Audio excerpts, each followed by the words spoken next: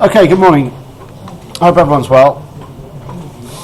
Looking forward to another session, Tuesday, 11th of August, and some pretty interesting developments overnight. We can't really talk about anything else other than the China event.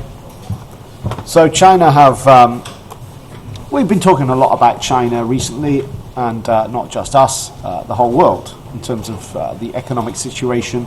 Lots of concern about the sustainability of the growth model, which in recent years has really been fueled by direct investment in things like infrastructure. Last year, well, it's hard to judge, but about 50% of GDP growth was direct investment into infrastructure. And so this is something that China have been relying on in the medium, in the short term, just to replace that old growth model that was driven by manufacturing and exporting.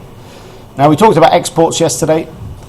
I'm just going to very quickly bring up the chart again. We talked about the Chinese export data that was delivered yesterday, much worse than expected. We saw a drop in Chinese exports of about 8.5%. This is for July 2015 compared to July 2014.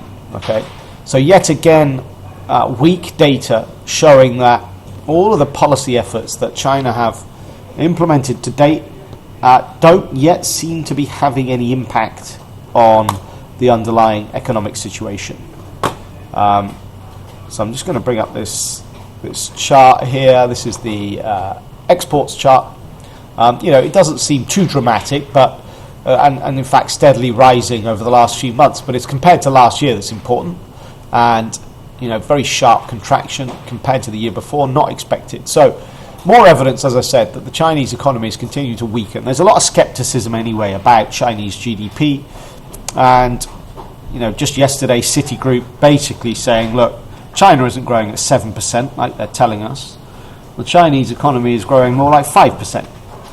But the official reading is artificially high to try and calm markets and to try and present that case to the international world that the Chinese authorities are in control. So there's a lot of skepticism about the growth story anyway. But plenty of moves on Chinese interest rate cuts. So we've had plenty of interest rate cuts this year already. We have had cuts to the reserve requirement ratio. This is the minimum amount of capital that banks have to keep on deposit at the central bank. That's been lowered. That's a stimulative move. That allows banks to deposit less, therefore lend more. Okay, and we've had some pretty much, basically direct intervention in the stock market. So these are the kind of policy decisions that the Chinese have made so far this year. It's just last night they've stepped it up yet again, and they've travelled in a new direction. And last night they joined the international currency war by devaluing their currency by 2%, 1.9%. This was the biggest single-day move in. Here's the chart on the left here, not the best chart in the world, but you see what I mean. This is moving the currency at the fixed rate. So don't forget that China have a fixed currency peg to the dollar. The way it works is the central bank basically fixes the currency's exchange rate to the dollar each morning. It's then allowed to move within a 2%, plus or minus 2% band around that central bank fixed rate each morning. Okay, well, this morning the central bank changed the fixed rate by nearly 2%. This triggered the biggest one-day move for the yuan against the dollar since the early 1990s. Okay, let me just, I think I'm getting some sound issues. I'm just going to quickly reset. One sec, guys. So, as I was saying, and sorry for the break there, China have devalued their currency by 2%. It's the biggest single-day move in the yuan's value since the early 1990s, and dramatically weakens the yuan against the dollar. The Chinese currency, of course, being pegged to the dollar, with a strong dollar, of course, has appreciated against all the other kind of Asian currencies. And when you've got the Federal Reserve about to make a move on rates, this is dragging the yuan's value higher as the dollar appreciates ahead of a Fed hiking cycle. And this is believed to be having a negative impact on the Chinese export situation.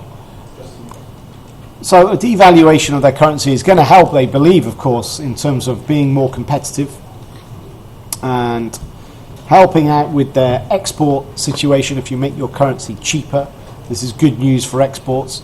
The only problem is you've had some pretty wild movement across markets this morning as a result of this, and actually a lot of them are negative. So you've seen things like the S&P. If I just take my screenshot back to my charts here, the S&P moved quite sharply lower last night off the back of this move, about a 10-point drop.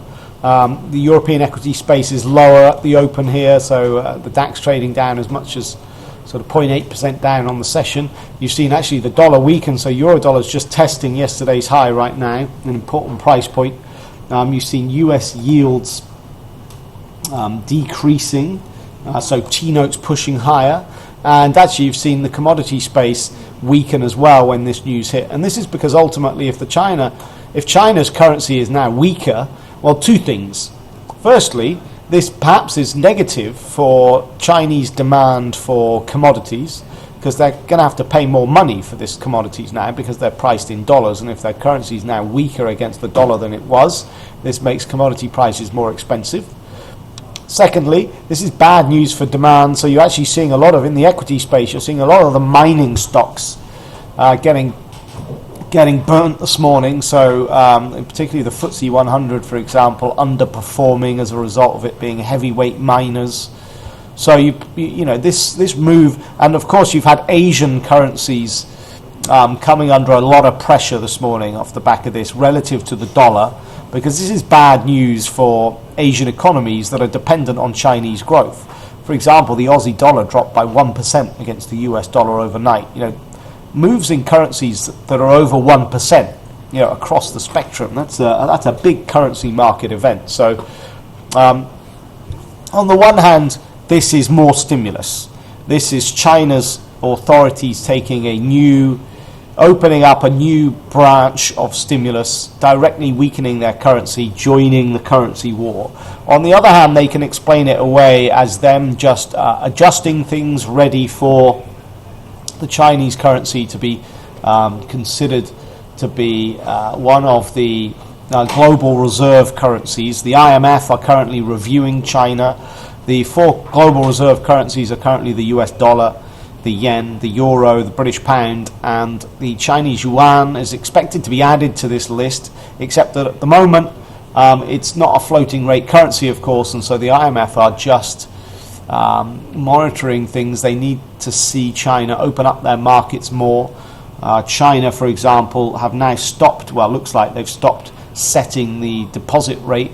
So actually they've got floating rates for deposit and lending rates in the banking system these days. So it is happening, it is evolving, and China are saying that this is really more to do with their efforts to become recognized by the IMF as a global reserve currency. That's how they're explaining it, when blatantly, in my view, the main reason for doing this has got nothing to do with the IMF. It's got everything to do with them becoming more desperate about the growth situation and throwing more tools at it. So I think I'm